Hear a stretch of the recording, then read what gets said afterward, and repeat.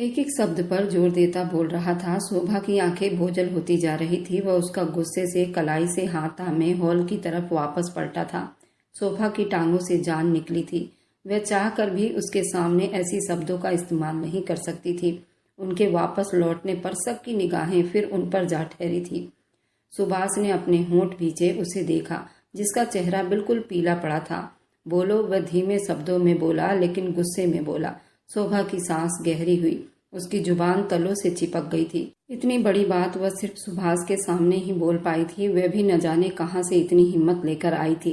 यूं भरी महफिल में अपने पति पर इल्जाम लगाना, वह भी इस हाल में जब उसकी बारात न आई।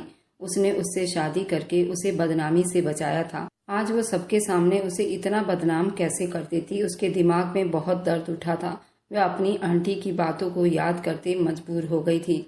अगर तुमने आज के दिन मेरे बेटे से अलग होने का फैसला ना किया तो मैं तुम्हें भरी महफिल में इतना बदनाम करूंगी कि मेरे बेटे सुभाष से दूर हो जाओगी। तुम उस पर कुछ भी इल्जाम लगाओ। हम जानते हैं रात भर वो तुम्हारे पास नहीं आया था और ना ही तुम्हारी कोई सुहागरात हुई है, इसलिए ऐसा वैसा कुछ भी इल्जाम लगा दो कि वे नामर्द है। उसे अपने कानों पर यकीन नहीं हुआ। ये सुनने के बाद शोभा की हिम्मत जवाब दे गई थी। वह सबके सामने ये शब्द कहे। सुभाष की भी बातें उसके दिमाग में रह रहकर गूंज रही थी। सुभाष का वादा है, तुम्हें यहीं डिवोर्स देकर जाएगा। शोभा ने सामने खड़े सुभाष को देखा। उसकी आंखों के आगे अंधेरा छा रहा था। उसके दिमाग में ये शब्द गूंज रहे थे, अगर ना कह सकी तो आज की रात मैं बहुत अच्छे से साबित करूंगा कि मैं कितना मर्द हूँ और किस किस अंदाज से तुम्हें आज सेटिस्फाई करूंगा कि तुम सोच भी नहीं सकोगी। लास्ट चांस दे रहा हूँ, जाओ बोलो और हो जाओ आजाद। बचा लो खुद को मुझसे। और ये सब सोचते सोचते वे अगले ही पल चक्कर खाकर जमीन पर गिरी थी। लेकिन सुभाष की बाहों ने उसे संभाला था। वह जानता था शोभा में इतनी हिम्मत नहीं कि वह ऐसी वैसी कोई बात करे, लेकिन उसने सुभाष के सामने भी ये शब्द कैसे कहे, उसका हिसाब तो वह आज रात लेने ही वाला था। अभी तक वे दोनों घर नहीं आ पाए थे। न जाने वे दोनों कहाँ हैं, कहीं वह एक दूसरे के करीब ना हो जाए। इस वक्त सब वापस हवेली आ चुके थे। उन सबको वापस आए 2 घंटे से भी ऊपर का टाइम हो चुका था, लेकिन सुभाष और शोभा अभी तक नहीं लौटे थे। सुभाष उसके बेहोश शरीर को उठाए वहां शादी हॉल से निकला था, अभी तक वापस नहीं लौटा था। गजेंद्र साहब, आप सुभाष से पूछिए ना वे कहाँ हैं। आप सुभाष से पूछिए वो कहाँ हैं, वह अभी तक वापस क्यों नहीं आए। राजेंद्र साहब को अंदर आता देखकर लता देवी ने बेचैनी से पूछा। मौसम खराबी की वजह से वह शोभा को अपने फार्म हाउस ले गया है। Farm house? लेकिन क्यों? वह बहुत गुस्से वाली शब्दों में इसका मतलब पूछती तिलमिला उठी थी। उसका दिल किया वह उसे ले गया। शोभा उसकी पत्नी है, वह ले जा सकता है जहाँ चाहे, वहाँ उसकी मर्जी है। वैसे भी उसकी तबीयत ठीक नहीं थी तो कोई परेशानी नहीं। मेरे ख्याल से रात बहुत हो गई है, आप लोगों को भी अब आराम कर लेना चाहिए। वे दोनों को एक तेज निगाह से देखते अपने कमरे की तरफ बढ़ गए थे। देखा आपने, भगवान, अब वो फार्म हाउस में एक दूसरे के करीब हो जाएंगे और हम यहाँ हाथ पर हाथ धरे बैठे रह जाएंगे। पमी अब रो पड़ी थी। पता नहीं उस लड़की ने वह सब क्यों नहीं किया, जबकि मुझे पूरा यकीन था आज सुभाष की जिंदगी से वह निकल ही जाती, पर वह बोलने से पहले ही बेहोश हो गई थी। बाहर बहुत जोरों की बारिश हो रही थी। इस वक्त वह खुद को बेहद बेचैन महसूस कर रही थी। अगर वे हवेली आ जाते तो वह कुछ न कुछ करके दोनों को एक दूसरे से दूर कर देती, पर अब वह सिर्फ चिढ़ सकती थी और परेशान हो सकती थी। और पमी बराबर आंसू बहा रही थी। इधर शोभा को करीब 1 घंटे के बाद होश आया था। वो कसमसाकर उठी, अपना सर उठाया। उसने सामने सोफे पर टांग जमाए बैठे सुभाष को देखे, जो गहरी लाल अंगार आंखों से उसे देख रहा था, बल्कि उसे घूरे जा रहा था। उसके हाथ में सिगरेट थी, जबकि सामने ढेरों जलाई हुई सिगरेट नीचे ट्रे में पड़ी हुई थी और कुछ बाहर गिरी हुई थी। वह बराबर 1 घंटे से सिगरेट पर सिगरेट फूंक रहा था। शोभा का दिल धक से रह गया था, जबकि सांस सीने में अटकी थी। एक बार फिर से उसके शब्द याद आए तो शोभा ने हिम्मत इकट्ठी करते बिस्तर से उठती दरवाजे की तरफ भागी, लेकिन दरवाजा लॉक था। वह बार बार लॉक घुमाकर खोल रही थी। आंखों से आंसू टूटकर गालों पर बिखर रहे थे। अचानक जोर से बिजली कड़की तो वह कानों पर हाथ रखे चीख उठी। उस वक्त उस पर सुभाष का इतना डर समाया हुआ था कि वह बहुत बुरी तरह से कांप रही थी। अपने पीछे कदमों की आवाज सुनते हुए उसके पूरे शरीर थर थर कांपने लगे थे। सुभाष ने झटके से उसका मुंह अपनी तरफ लाता। वह दरवाजे के साथ जाकर टकराई। नहीं, प्लीज मारना नहीं। उसे लगा कि सुभाष उस पर हाथ उठाएगा, लेकिन वह ये नहीं जानती थी कि सुभाष के इरादे उससे भी ज्यादा खतरनाक हैं। उसको सर से पैर तक निहारने लगा और उसका झटके से दुपट्टा उतार कर उछाल गया। दुपट्टा उसके साथ उसके बालों में अटैच था। खींचने से उसे बहुत दर्द हुआ था। वह तड़प कर रो गई थी। कहाँ भाग रही हो? बोला था ना आज रात बताऊंगा मेरी मर्दानगी, तुम मुझसे बचकर कहीं नहीं भाग सकती। नहीं प्लीज सुभाष, मुझे माफ कर दीजिए, मैं कभी इस तरह का शब्द नहीं बोलूंगी। शोभा ने रोते हुए उसके आगे हाथ जोड़ दिए। एक पल को सुभाष का दिल पसीजा था, लेकिन अगले पल उसके शब्द याद करते उसके दिमाग में फिर से जहर घुला था। तुम्हें माफ करने का मतलब है तुम्हें दोबारा मौका देना। जो तुम आज नहीं कर सकी वह तुम आगे कर सकती हो। सुभाष ने खींचकर उसे अपने सीने में दबा लिया। उसकी मध्यम चलती सांसें और ज्यादा तेज हो गई थी। वादा करती हूँ मैं कभी नहीं ऐसा बोलूंगी। वह आंसू अपने गले में उतार कर रो पड़ी थी। उसका रोता देख सुभाष बोला, मुझे तुम पर भरोसा नहीं। सुभाष की बात पर शोभा ने एक हिचकी ली थी। अगले ही पल वो उसे बिस्तर पर पटक चुका था। वह शर्माती हुई पीछे होती बेड से टेक लगा चुकी थी। मुझे प्लीज, मुझे परेशान ना करें। वह सुभाष को बिना सटके देखकर वो बहुत रोने लगी थी। आज जो तुमने इतना बुरा मेरे बारे में कहने जा रही थी उसका क्या? सुभाष गुस्से से बोलता उस पर टूट पड़ा था। शोभा उससे अपने आप को छुड़ाने की नाकाम कोशिश कर रही थी। सुभाष उसके दोनों हाथों को ऊपर तकिए पर दबाता एक ही पल में उसको अपने काबू में कर चुका था और उस पर अपना प्यार लुटाने लगा था। वह अब बड़ी मुश्किल से सांसें लेती सुभाष को अंगारों पर घसीट रही थी। तुम्हें पता चलेगा मैं मर्द हूँ या न मर्द।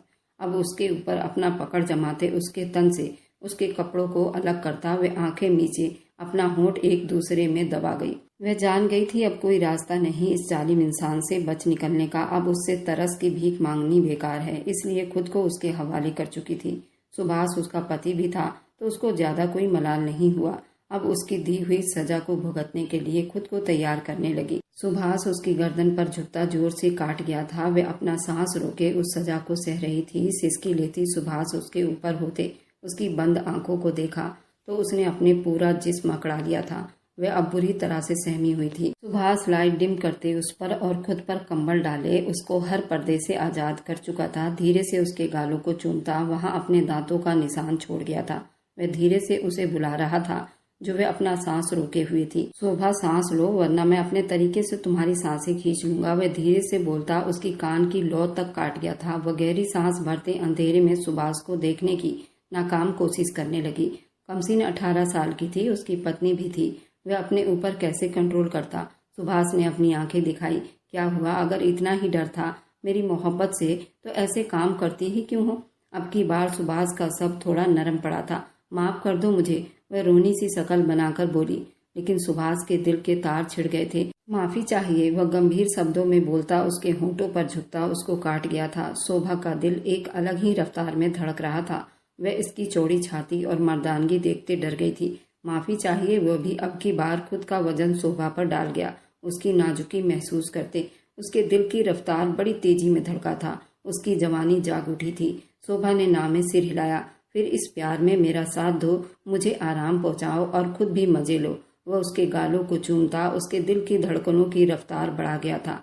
वो बड़ी मुश्किल से उसका आधा नाम लेती उसे बुला गई थी। दूर नहीं जाऊंगा शोभा, बस आज की रात मुझे तुम्हारे अंदर समाना है। उसको अपनी हालत समझा रहा था। मुझे अब कभी जज मत करना। वह फिर से डर रही थी। नहीं करूंगी। और उसके होठों पर झुकता बहुत गर्मी से उसकी सांसों को महसूस करने लगा। एकदम से बेकाबू होने लगा। शोभा का सांस अपने अंदर समाता उसकी कलाइयों को दबाता उसकी धड़कनों को अपने अंदर लेता उसको पहचान करा गया था ये क्या चीज है। जबकि शोभा अब धीरे धीरे अपने आप को उसके हवाले कर चुकी थी। शोभा को नीचे करते उसके ब्यूटी बोन को होठों से चूमता बेकाबू हुआ था। वह उसके गर्दन पर अपना चेहरा छुपा गई थी। नहीं दे रहा तकलीफ, अपने जिस्म को ढीला छोड़ दो। उसको अपने सीने में भीजते वह धीरे से उसके कानों में बोलता उसकी गर्दन को चूमे जा रहा था। मुझे डर लग रहा है। शोभा का पूरा जिस्म पसीने से भीग रहा था। बाहर बारिश और अंधेरे बिस्तर पर मौजूद उनके जिस्म एक दूसरे को पूरे पसीने में भिगो चुके थे। सुभाष के जिस्म की गर्माहट शोभा को अपना पूरा जिस्म लिपटा हुआ महसूस हो रहा था। रही सही कसर रूम हीटर ने निकाल दी थी। अपने जिस्म को ढीला छोड़ दो, वह बहुत गर्मी से कहते उस पर छा गया था। शोभा की सिसकियां तेज हुई थी। वह सांस रोके सुभाष को देखने लगी। अब ऐसे क्या देख रही हूँ? मुझे तुम पर और प्यार आ रहा है। फिर तुम्हें और पागल कर दूंगा और तुम्हारी नाजुक जान रही सही निकल जाएगी। उसकी आंखों पर बारी बारी चुमता उसकी नाक खींच गया था। आपने कहा था मुझे परेशान नहीं करेंगे, वह मासूमियत से बोलती सुभाष के दिल में घर कर रही थी। नहीं कर रहा, सिर्फ सेटिस्फाई कर रहा हूँ तुम्हें। उसे एक आंख दबाता उस पर छा गया था। शोभा को भी उसके भरपूर प्यार से उसको बहुत हिम्मत मिल गई थी। आज वो पूरी सुहागन हो गई थी, जिससे सुभाष और ज्यादा मदहोश होता गया, उसको अपनी बाहों में समेटता चला गया। शोभा ने जो शब्द कहे थे उस पर सुभाष को बहुत गुस्सा आया था। उसे सजा भी देना चाहता था, वह भी प्यार की। ऐसी चोट मारना चाहता था कि वह दोबारा उसके साथ इस तरह की कोई बात सोचने से पहले 100 बार सोचे। पर उसका डर देखकर उसका गुस्सा झाग की तरह ठंडा पड़ गया था। वह उसे इतना डर रही थी कि सुभाष को खुद को नॉर्मल करना पड़ा। वह पहली बार उसके करीब जा रहा था और अपना प्यार का खौफ उस पर नहीं दिखाना चाहता था, वरना हमेशा उसके प्यार में डर ही खाती। वह ऐसा बिल्कुल नहीं चाहता था। वह बहुत छोटी थी, वह अभी 18 की तो हुई थी। अभी सिर्फ 1 हफ्ता ही हुआ था जब उसने अपनी 18वीं सालगिरह मनाई थी। इतना प्यार सह लिया वही बहुत था। उसका गुस्सा कहाँ सह पाती। इधर पमी ने भी सारी रात आंखों में काट दी थी। उसने अपने दिल के हाथों मजबूर होकर सुभाष के नंबर पर 3-4 मिस कॉल की थी, लेकिन उसका नंबर बंद जा रहा था। रात भर रोने से उसकी आंखें सूज गई थी। सुबह लता देवी को देखते ही वह उनके पास आई, जो किचन की तरफ बढ़ते नौकरानी से नाश्ता लगवाने की बात कर रही थी। रानी, सुभाष नहीं आया? वह उसके साथ अब अपना रिश्ता शुरू कर चुका होगा। पमी हिचकियों से रो रही थी। तो अब क्या मातम मनाऊं? लता देवी रात भर ठीक तरह से सो भी नहीं सकी थी। ऊपर से अब फिर से वो पमी की बातें वही आने लगी थी। आंटी, आप क्या बोल रही हैं? आप भी तो नहीं चाहती थी कि शोभा सुभाष एक हो, पर हो गए ना। लता देवी ने उसकी बात काटी और गहरी सांस भरी। कुछ बातें भगवान की तरफ से हो जाती है पमी, हम दोनों ने तो कितनी कोशिश कर ली। अब भगवान के तरफ से होने को हम नहीं बदल सकते, क्योंकि वो ऊपर वाला है ना, उसे कोई नहीं डाल सकता। अगर सुभाष और शोभा एक हो गए हैं तो फिर कोई नहीं उन्हें अलग कर सकता। इसलिए अच्छा है जो जैसा चल रहा है उसे चलने दो। लता ने गुस्से भरे शब्दों में कहा। आंटी जी, आप इतनी जल्दी बदल जाएंगी, मुझे अंदाजा नहीं था। आंसू पोंछते जख्मी शब्दों में बोली। अंदर की तरफ बढ़ गई तो वह अपना होंठ भींचे दरवाजे को देखती रह गई। उन्हें तो अब बस एक ही फिक्र सता रही थी, ये ना हो कि शोभा सुभाष को सब कुछ बता दे। ऐसे में सुभाष उनसे दूरी बना लेगा और ये बिल्कुल नहीं चाहती थी। इधर सुबह शोभा की आंखें खुली तो यूं लगा जैसे वह हवाओं में है। घबराकर एकदम आंखें खोली तो नजरों के सामने सुभाष का चेहरा लहराया। उसके चेहरे पर एक बहुत गहरी मुस्कान थी। सुबह सुबह उसे लिए बाथरूम में आया। शोभा ने घबराकर सुभाष को देखा। बाथ टब रोमांच सुना होगा। एक आंख दबाते हुए उसे बाथ टब में गिरा गया। शोभा का पानी में एकदम से सांस बंद हुआ। वह सांस भरते सर बाहर को निकालने लगी। सुभाष को बाथ टब में आता देखकर पीछे को सरकी। आप क्या कर रहे हैं? कोई आ जाएगा। सुभाष का दिल 120 की रफ्तार से धड़क रहा था। यहाँ मेरे अलावा तुम्हारे पास कौन आएगा? गुलाब के फूलों की पत्तियों को उसके चेहरे पर गिराकर मुस्कान छुपाते बोला। बाथ टब के साथ टेक लगाते बैठता शोभा को अपनी गोद में बिठा गया। आप बहुत बेशरम हैं। उसकी बात पूरी होने से पहले सुभाष ने उसके शब्दों को अपने होठों से मसल दिया। हर पति अपनी पत्नी के लिए ऐसा ही होता है। सुभाष ने उसकी नाइटी उतारते उसे अपने सीने में दबा गया था। शोभा ने उसके सीने में चेहरा छुपाया। शोभा, तुम मुझसे सेटिस्फाई हुई कि नहीं? उसको अपने साथ लगाए खुमारी अंदाज में बोला। आप बहुत बेशरम हैं। वह भी गुस्से से उसके कान में बोल गई, जिस पर सुभाष ने उसके गालों को काटा। शोभा की चीख गूंजी। वह खंजर सी होती वापस उसके सीने में छुप गई, लेकिन सुभाष की नजरों से ज्यादा देर कहाँ बच सकती थी। सुभाष का प्यार भरा जिस्म खुद में लिपटा हुआ देखती वह फिर से डर कर कांप उठी थी। अब क्या ख्याल है? हुई सेटिस्फाई या एक और राउंड ड्रेसिंग रूम में लगा लेते हैं? वह गहरी सांस भरते शोभा की फूली सांसों को देखते बहके अंदाज में बोला। वह घबराकर बोली। वह उसके घबराकर बोलने पर उसे बाथरूम से लिए बाहर आया। उसका न्यू ड्रेस उसके हाथ में थमाया। ये कहाँ से आ गया? वह हैरान थी। तुम्हारी हर चीज का ख्याल मुझे है, पत्नी हो मेरी। मैं नहीं रखूंगा तो फिर कौन रखेगा? उसकी कुछ खास और पर्सनल चीजें उसे थमाते हुए उसे शर्माने पर मजबूर कर गया। जाओ चेंज करो, फिर चलते हैं घर। मम्मी पापा वेट कर रहे होंगे। अपने कपड़े अलमारी से निकालता वह नरमी से शोभा से कहता खुद भी तैयार होने लगा। तैयार होता बाहर आया तो शोभा अभी भी ड्रेसिंग रूम में बंद थी। वह उसकी तरफ धीरे धीरे कदम बढ़ाता एकदम से शोभा का फोन बजने लगा। सुभाष ने आगे बढ़कर नंबर देखा तो माथे पर बल पड़े। पम्मी शोभा को क्यों कॉल कर रही थी? सुभाष ने कुछ सोचते हुए कॉल रिसीव कर ली। कहा, तुम? मेरा सुभाष कहाँ है? क्या कहा था तुमसे? तुम मेरे सुभाष से दूर रहना। लेकिन तुम्हें मेरी बात समझ नहीं आई ना? मैंने बोला था खत्म कर दो ये संबंध, लेकिन तुमने मेरी बात नहीं मानी। अब तुम वापस आओ, देखो तुम्हारा क्या बंदोबस्त करती हूँ। कॉल कट हो चुका था, जबकि सुभाष के माथे पर अनगिनत बलों का दबाव बना था। चलिए रेडी हो गई। अपने रूम से शोभा की आवाज सुनता वह उसकी तरफ लपका था। उसके लाए गए कपड़ों में वह उसे अपनी सी महसूस हुई थी, लेकिन उसे इतना बड़ा सच छुपाई सुभाष को यकीन नहीं हो रहा था। क्या हुआ, ठीक नहीं लग रही? वह थोड़ा अपसेट होते बोली। यहाँ आओ मेरे पास। शोभा थोड़ा झिझकते हुए उसके पास गई। सुभाष ने उसके माथे पर अपने होंठ रख दिए। वह आंखों में आंसू लिए उसे देखने लगी। क्या हुआ? उसकी आंखों में आंसू देखते वह प्यार से उसके गालों पर हाथ फेरा तो वह पूछने लगी, आप मुझसे मोहब्बत करते हैं ना? उसके मन में अजीब सा एहसास जागा। सुभाष के होंठों पर रात के दूसरे पलों का याद तेजी से आई थी। अब तो इस बात को पूछने की कोई गुंजाइश नहीं रह गई थी। वह डबल मीनिंग अंदाज में कहता उसको होंठों पर अपना अंगूठा मसलने लगा। बताइए ना सुभाष। वह शरारत करने लगा। लगता है एक और राउंड लगाना ही पड़ेगा। अभी मेरी पत्नी को पूरी सेटिस्फाइड नहीं हुई। वह उसके गाल पर दांतों से कट लगाता उसे सिसकी भरने पर मजबूर कर दिया था। काटिए तो ना, और मैं सेटिस्फाई हूँ, प्लीज अब नहीं। वह घबराकर बोली। सुभाष के चेहरे को मुस्कान ने छुआ। तुम तो मेरी थोड़ी सी प्यार से ही बेहाल हो गई हो, अभी तो पूरा प्यार लुटाना बाकी है। सच में? वह अब उसके साथ बाहर की तरफ कदम बढ़ाते हैरानी से पूछने लगी। मेरे जुनून का 1% भी नहीं सहा तुमने? और जो रात भर आपने किया वो क्या था? उसे शर्म तो आ रही थी इन बातों से, लेकिन उसे याद भी तो दिलाना था। अगर ये जुनून नहीं था तो जुनून क्या होता है फिर कभी बताऊंगा। अभी घर चलते हैं। मम्मी पापा का 2 बार फोन आ चुका है, तुम्हारे लिए पूछ रही हैं। उसे गाड़ी में बिठाता वह खुद ड्राइविंग सीट पर आया। सुभाष, हम घर के बजाय कहीं और चलें? उसके चेहरे पर डर साफ दिखाई दे रहा था। क्यों?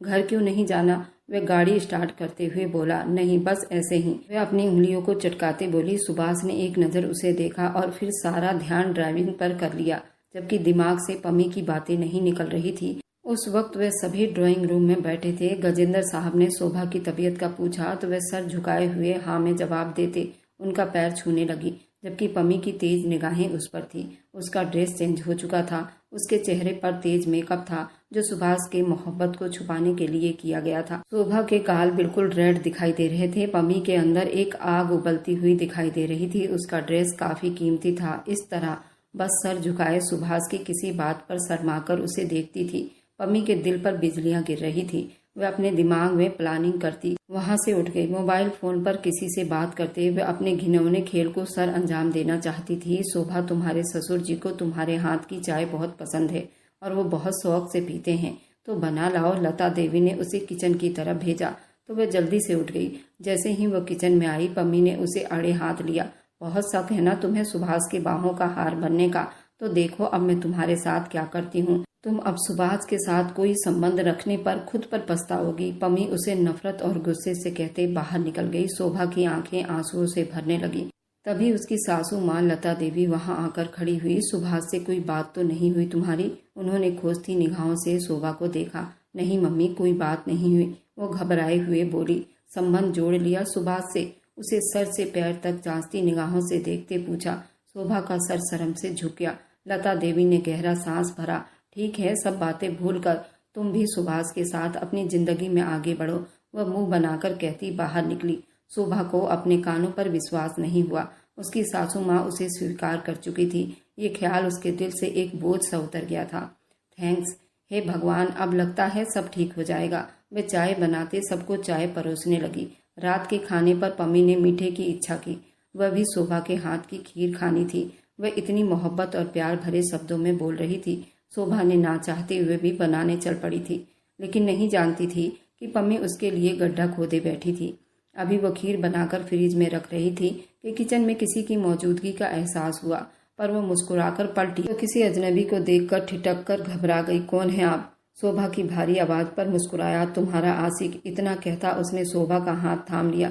शोभा ने शोर मचाने के लिए मुंह खोला ही था, उस आदमी ने शोभा के मुंह पर हाथ रखकर उसकी आवाज का गला घोंटा। शोभा ने खुद को छुड़ाना चाहा। इस अफरा तफरी में उसका हाथ एक जग को जा लगा था। वह नीचे गिरा, जमीन पर जा लगा था। सुभाष अपने कमरे की तरफ बढ़ रहा था। शोभा बड़ी तेज से चिल्लाई तो सुभाष जल्दी किचन की तरफ भागा था, लेकिन पम्मी उसके रास्ते में आ गई। उसके सीने से जा टकराई थी।